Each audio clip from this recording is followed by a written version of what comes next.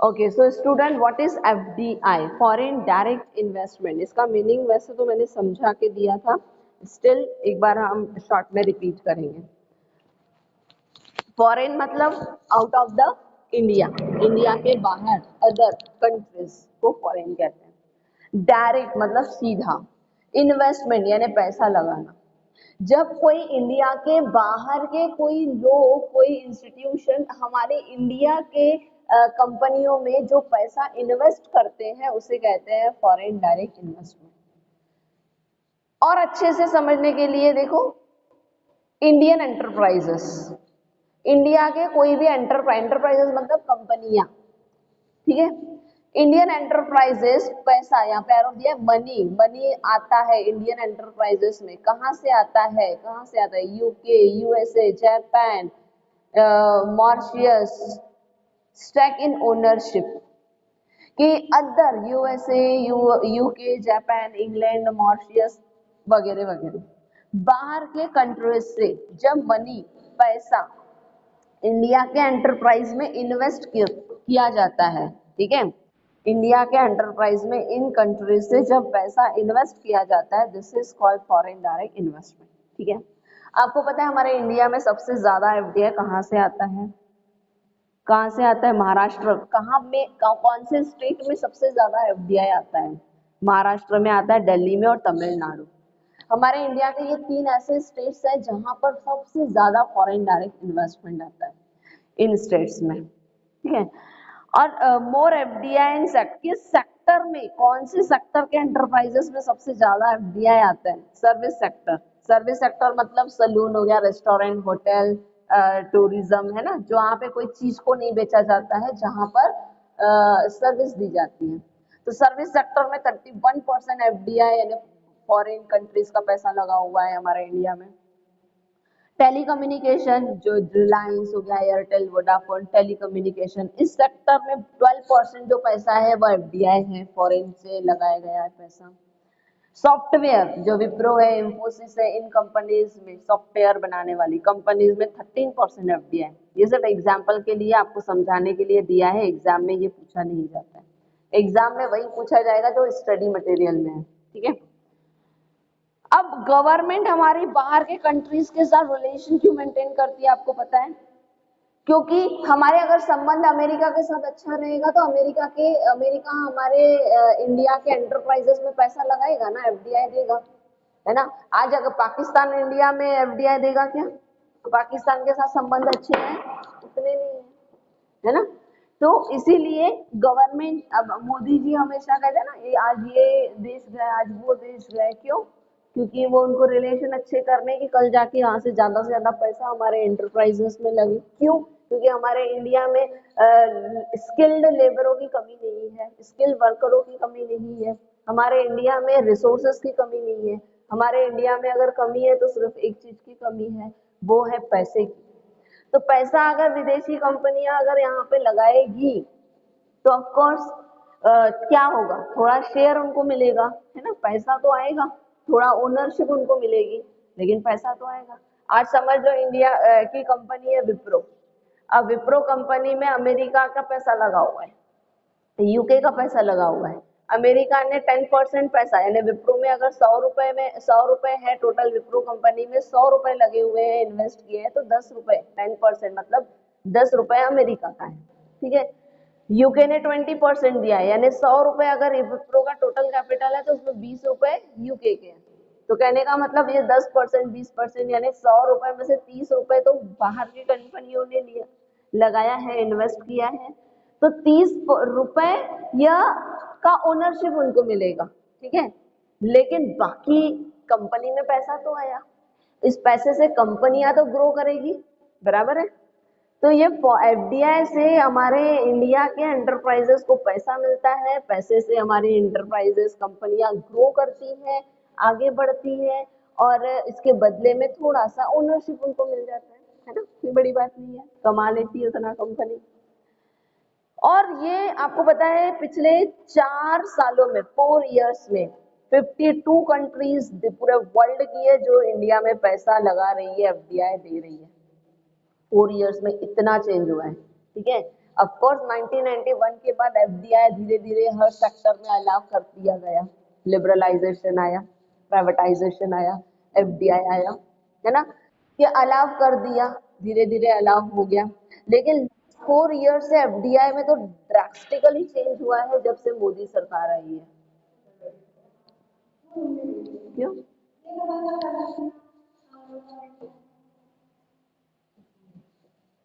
ठीक है, तो अब 4 ईयर्स में 52 कंट्रीज ने एफडीआई दिया है, 352 crore rupees, 50 lakh crore rupees India के एंटरप्राइजेस में, इंडिया में एफडीआई आया है लास्ट 4 ईयर्स में।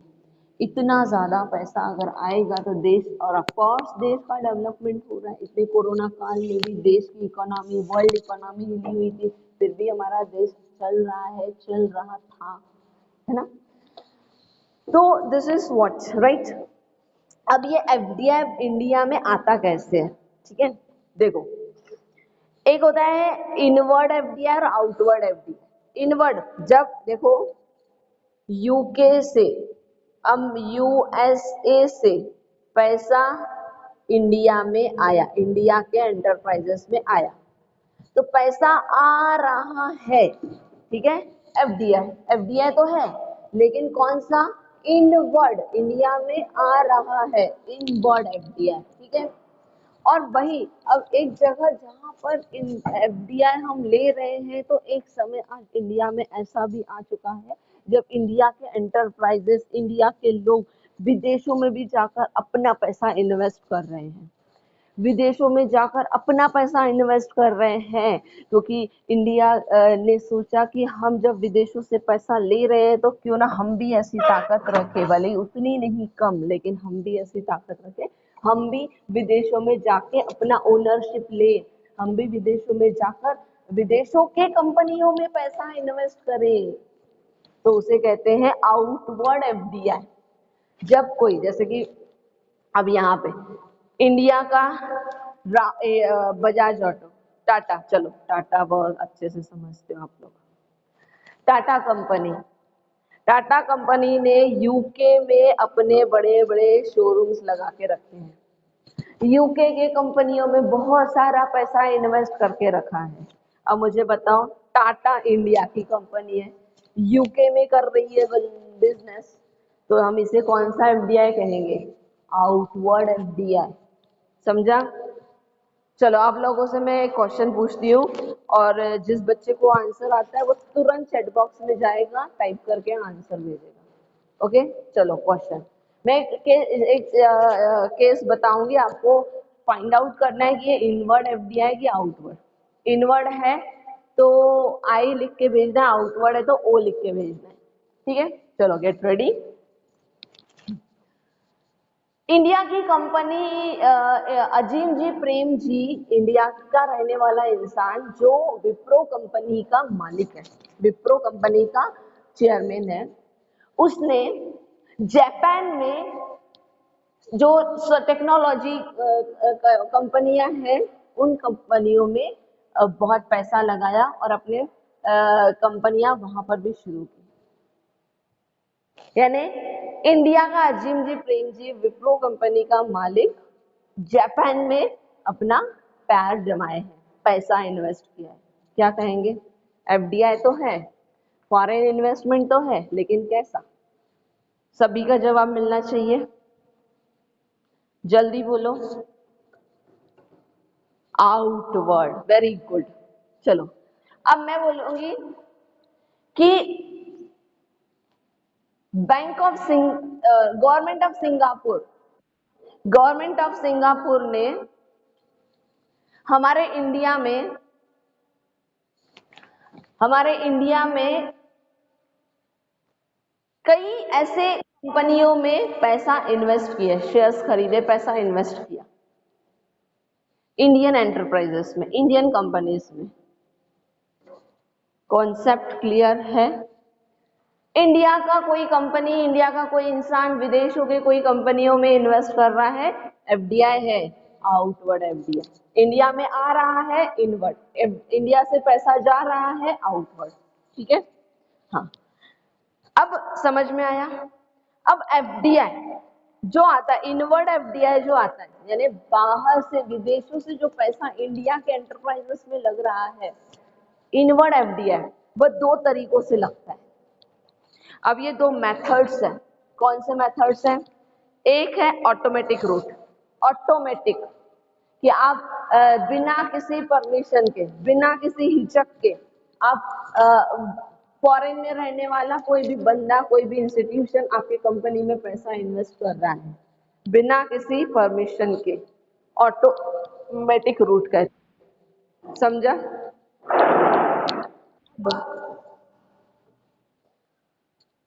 लेकिन कुछ कुछ चीजें, कुछ कुछ सेक्टर ऐसे हैं जहां पर आप इंडिया की कंपनी डायरेक्टली बिना परमिशन के, बिना परमिशन के एफडीआई नहीं ले सकती, विदेशों से पैसा नहीं ले सकती।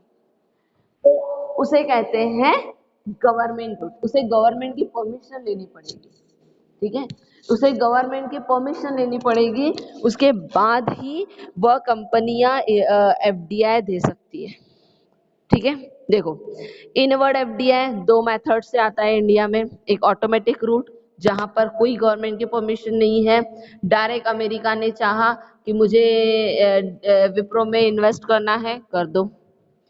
लेकिन कुछ कुछ सेक्टर में गवर्नमेंट ने रेस्ट्रिक्शन लगा रखे हैं कि आप अगर एफडीआई ले रहे हो, इंडियन कंपनीज के लिए ले रहे हो अगर आप एफडीआई, तो आप पहले गवर्नमेंट से पूछोगे, तो उसे कहते हैं गवर्नमेंट रूट, समझा? अब इसमें गवर्नमेंट रूट को समझ, यहाँ तो समझने की कोई जरूरत ही नहीं है। ऑटोमेटिक रूट मतलब अब सीधा फॉरेनर से पैसा लो, एफडीआई लो। लेकिन यहाँ पर आपको समझना पड़ेगा गवर्नमेंट रूट यानी क्या होता है। चलो मैं इसका एग्जाम्पल ले रही हूँ, ध्यान से सुनना। गवर्नमेंट रूट में कैसा होता है? हाँ मैडम बताओ, गवर्नमेंट रूट में कैसा होता है, एफडीआई कैसे आता है भारत में? सुनो, देखो, समझ लो एक डिफेंस कंपनी है इंडिया की, ठीक है, नाम है, चलो एबीसी नामकरण कर देते हैं हम, एबीसी कंपनी है, डिफेंस कंपनी है। डिफेंस कंपनी यानी समझता है ना, जो डिफेंस में ऑटोमेटिक सॉरी जो औजार होते हैं ना, वेपन्स होते हैं, वो बनाती है, ठीक है, डिफेंस। तो डिफेंस कंपनी जो गोलियां बनाती है, बंदूकें बनाती है, गन बनाती है ना, तो ऐसी कोई डिफेंस कंपनी है, एबीसी कंपनी नाम है उसका, और उस कंपनी को एफडीआई चाहिए, ठीक है। अब डिफेंस कंपनी, लेकिन गवर्नमेंट ने कहा है कि आप डिफेंस कंपनियों के लिए कि आप लोग डायरेक्ट ऑटोमेटिक रूट से एफडीआई नहीं ला सकते हो, आपको गवर्नमेंट रूट से एफडीआई लाना पड़ेगा, ठीक है। तो डिफेंस कंपनी है, एक एबीसी कंपनी है, डिफेंस जो गन और बारूद और गोलियां बनाती है, तो इस कंपनी को पैसा चाहिए, एफडीआई चाहिए। तो ये एफडीआई मांग रही है, समझ लो ये मांग रही है जर्मनी से, जर्मनी में कोई कंपनी है या लोग है जो भी है, जर्मनी से, ठीक है। अब यहाँ पर ये कंपनी जर्मनी से डायरेक्ट पैसा नहीं ले सकती, या जर्मनी डायरेक्ट डिफेंस कंपनी में पैसा नहीं लगा सकता है, क्योंकि डिफेंस सेक्टर के लिए गवर्नमेंट ने कहा एफडीआई आएगा, लेकिन एफडीआई गवर्नमेंट रूट से आएगा, ऑटोमेटिक रूट से नहीं आएगा, ठीक है। अब क्या होगा बताओ? हमारे इंडिया में एक FIBP foreign investment promotion board, FIBP करके एक बोर्ड है, ठीक है, जिसका हेड था actually Arun Jaitley. Arun Jaitley is was passed away in 2017, तब ये बोर्ड बंद हो गया, लेकिन Arun Jaitley was the head of this board, foreign investment promotion board, FIBP नाम है। अब ये कंपनी एफआईबीपी के पास जाएगी, कहाँ जाएगी? एफआईबीपी के पास जाएगी, एफआईबीपी के जाएगी, एफआईबीपी को बोलेगी कि मुझे जर्मनी से 10 करोड़ का एफडीआई लेना है। अब एफआईबीपी जाएगा डिफेंस मिनिस्टर के पास, किसके पास जाएगा? Defence minister. डिफेंस मिनिस्टर से पूछेगा क्या डिफेंस इंडस्ट्री में, डिफेंस सेक्टर में सच में एफडीआई की जरूरत है कि भारत के पैसे से चल रहा है अच्छे से, या विदेशों का पैसा चाहिए। तो ये एफआईबीपी ये पूछेगा, किससे पूछेगा? डिफेंस मिनिस्टर से। अब डिफेंस मिनिस्टर को पता होता है कि हमारे डिफेंस सेक्टर में सच में एफडीआई की जरूरत है या नहीं, और डिफेंस मिनिस्टर अगर यस कहेगा कि हाँ पैसे की जरूरत है, तो एफआईबीपी को बताएगा, और एफआईबीपी फिर कंपनी को बताएगी कि ठीक है, अलाउ करेगी कि आप एफडीआई लो। उसके एफआईबीपी की परमिशन के बाद ये कंपनी जर्मनी से 10 करोड़ का एफडीआई लेगी। समझा? इसे कहते हैं, क्या कहते हैं? ऑटोमेटिक, सॉरी, गवर्नमेंट रूट से एफडीआई आना, देश में लाना। समझा? तो गवर्नमेंट रूट से क्या जाता है? इंडियन कंपनी जाती है एफआईबीपी के पास, और एफआईबीपी जाता है फिर मिनिस्ट्री के पास, मिनिस्ट्री से पूछता है उस सेक्टर में रिक्वायरमेंट है कि नहीं, फिर आता है एफडीआई। एफडीआई ने विदेश, फॉरेन कंट्री। ठीक है, अब ये ये मिनिस्ट्री बताएगा एफआईबीपी को, एफआईबीपी बताएगा ये कंपनी को, अगर यस कहेगा तो ये कंपनी एफडीआई आएगा जर्मनी से या कहीं से भी, जो भी देश से ला रहे हैं। ठीक है, समझा? ये सब तामझाम होता है गवर्नमेंट रूट से। मैं फिर रिपीट करती हूँ कि गवर्नमेंट रूट से एफडीआई आता है, और वो गवर्नमेंट रूट से जो एफडीआई आ रहा है वो कुछ सेक्टर्स के लिए ही होता है। ठीक है, जैसे डिफेंस सेक्टर है, या और भी कुछ सेक्टर्स होते होंगे जहां रिस्क ज्यादा होती है। ठीक है, तो उन सेक्टर्स के लिए ये रूट से एफडीआई आता है, और बाकी सारे सेक्टर्स के लिए जो है नॉर्मल जैसे टेक्सटाइल सेक्टर है, सर्विस सेक्टर है, तो वह ऑटोमेटिक रूट से एफडीआई आ सकता है। उसके लिए कोई एफआईबीपी की परमिशन लेना नहीं, कोई मिनिस्ट्री की परमिशन लेना नहीं। ऑटोमेटिक रूट में नो एफआईबीपी, नो मिनिस्ट्री। समझा? अब एक चीज और है, अब मैं आपको पते की बात बता दूं कि 2017 में ये एफआईबीपी खत्म हो गया। 2017 तक के था, लेकिन अब वो एफआईबीपी नहीं रहा। अब क्या होता है, जैसे एबीसी कंपनी को पैसा एफडीआई लेना है तो वो सीधा डिफेंस से रिलेट रखती है ये कंपनी, तो सीधा डिफेंस मिनिस्ट्री के पास जाएगी, और डिफेंस मिनिस्ट्री सीधा इंटीमेट करेगा कंपनी को। अगर डिफेंस मिनिस्ट्री यस कहेगा तो वह कंपनी एफडीआई लेगी। समझा? क्लियर? 2017 तक एफआईबीपी था, क्योंकि काम बढ़ रहा था ना, फालतू चैनल बढ़ रहा था। कंपनी कंपनी जाएगी एफआईबीपी के पास, एफआईबीपी फिर मिनिस्ट्री से ही पूछ रहा है ना। तो गवर्नमेंट ऑफ इंडिया ने कहा, अरुण जेटली से संभाल रहा था एफआईबीपी को, 2017 में अरुण जेटली की डेथ हो गई, तो उसके बाद गवर्नमेंट ने कहा कि एफआईबीपी को हटा ही दो ना, वैसे तो वो मीडिएटर का काम कर रहा है, तो पूछ तो मिनिस्ट्री से ही रहा है ना। फिर मिनिस्ट्री यस कह रहा है फालतू का चैनल बढ़ रहा है, हटा दो इसे। फिर गवर्नमेंट ने इसे हटा दिया और डायरेक्ट बना दिया कि कंपनी डायरेक्ट पूछेगी मिनिस्ट्री से, मिनिस्ट्री यस कहेगा तो कंपनी एफडीआई लेगी। समझा? क्लियर? क्लियर, यस और नो? अब अगली बात है कि एफडीआई अब हर एक सेक्टर के लिए अलग अलग परसेंटेज दिए हैं कि इतना परसेंट एफडीआई अलाउ किया। जैसे फॉर एग्जांपल एफएम रेडियो और प्रिंट मीडिया है ना, प्रिंट मीडिया दैनिक भास्कर, लोकमत समाचार, हितवादा, टाइम्स ऑफ इंडिया, ये प्रिंट मीडिया है। एफएम रेडियो है ना, 91.5 एफएम, रेडियो मिर्ची वगैरह वगैरह, इनके अंदर एफडीआई 26% ही अलाउड किया है गवर्नमेंट ने। क्यों? और कहीं कहीं इंडियन, जैसे इंडियन ऑयल है, डिफेंस है, एयरलाइंस है, यहाँ पर 49% एफडीआई अलाउड किया है। मल्टी ब्रांड है, रिटेल शोरूम्स वगैरह है, तो वहाँ 51% अलाउ किया है एफडीआई। और कुछ कुछ सिंगल रिटेलिंग, रेलवेज है, सिंगल ब्रांड शोरूम है, या इंश्योरेंस है, वहां पर 100% एफडीआई अलाउड किया है। क्यों? तो ये रेट्स अलग अलग क्यों है?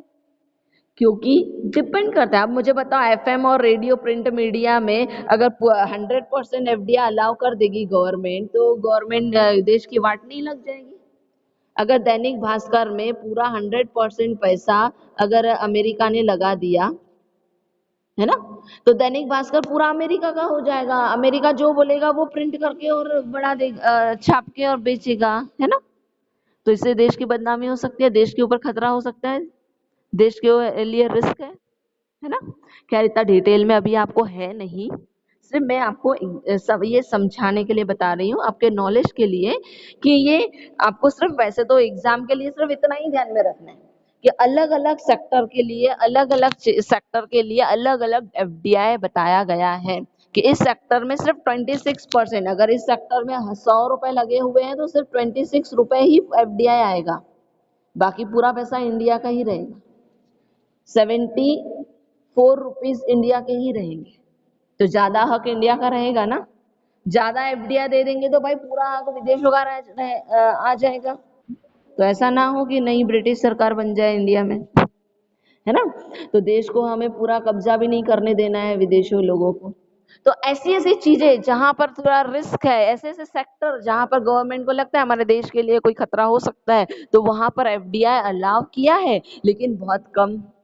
और ऐसी जगह जहां पर पता है कि कोई रिस्क नहीं है, इनफैक्ट बाहर का पैसा आएगा तो ये देश का अच्छा ही होगा, वहां गवर्नमेंट ने 100% एफडीआई भी किया है। और कुछ सेक्टर ऐसे हैं जहां पर प्रोहिबिट कर दिया, पूरा मना, रेस्ट्रिक्टेड कर दिया कि थोड़ा भी पैसा एफडीआई नहीं आएगा। ऐसे भी कुछ सेक्टर है जो हम अभी आगे पढ़ेंगे, समझा। तो फिलहाल इतना समझ में आ गया आप लोगों को, क्या बढ़ाया, एफडीआई क्या होता है, मीनिंग, ठीक है। लास्ट लेक्चर में मैंने एफडीआई का डेफिनेशन भी पढ़ाया था, याद होगा आप लोगों को, याद है, यस और नो, याद करो वो डेफिनेशन, याद नहीं करना है, सिर्फ समझना है क्योंकि एमसीक्यू टाइप ही एग्जाम होता है, ठीक है। तो हमने क्या पढ़ा, एफडीआई क्या होता है, एक फॉरेन के कोई एंटरप्राइज, कोई पर्सन इंडिया के एंटरप्राइज में पैसा इन्वेस्ट कर रहा है, उसे एफडीआई कहते हैं। सबसे ज्यादा एफडीआई महाराष्ट्र, दिल्ली, तमिलनाडु में आता है इंडिया के। किस सेक्टर में आता है, तो service sector, telecommunication, software sector में एफडीआई सबसे ज्यादा आता है।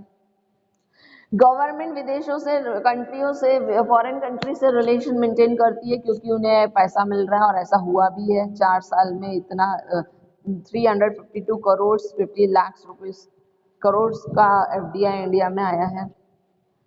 अब एफडीआई अलग अलग सेक्टर में अलग अलग परसेंटेज है, क्योंकि जहां से रिस्क ज्यादा है वहां गवर्नमेंट रेस्ट्रिक्ट कर देती है कि आप ज्यादा एफडीआई नहीं ले सकते हो, ठीक है। जैसे एफएम रेडियो में 26% है, ये एग्जाम्पल के लिए दिए, याद करना नहीं है, इस पे क्वेश्चन नहीं आता है। फिर एफडीआई दो टाइप के होते हैं, इनवर्ड और आउटवर्ड, है ना। जब बाहर से विदेशों से पैसा ले रहे हो तो इंडिया के पीछे हो, इंडिया भी विदेशों में जाकर हल्ला बोलेगी ना, तो आउटवर्ड एफडीआई। विदेशी पैसा यहाँ पर आ रहा है इंडिया में, इनवर्ड, इंडिया के एंटरप्राइजेस विदेशों में जाकर पैसा इन्वेस्ट कर रहे हैं, आउटवर्ड। अब इनवर्ड एफडीआई इंडिया में दो तरीके से आता है, एक ऑटोमेटिक रूट जहाँ पे कोई गवर्नमेंट की परमिशन नहीं है, गवर्नमेंट रूट जहाँ पर गवर्नमेंट की परमिशन है, मतलब एफआईबीपी की परमिशन लो, एफआईबीपी मिनिस्ट्री से पूछता है, मिनिस्ट्री बताता है एफआईबीपी को, एफआईबीपी कंपनी को बताता है। अब एफआईबीपी नहीं रहा, डायरेक्ट मिनिस्ट्री से पूछो, मिनिस्ट्री यस कहेगा तो आप एफडीआई लोगे। इस रूट से एफडीआई आता है, उसे कहते हैं गवर्नमेंट रूट, ठीक है। चलो जिस बच्चों को इतना समझ में आ गया यस लिख के भेजो।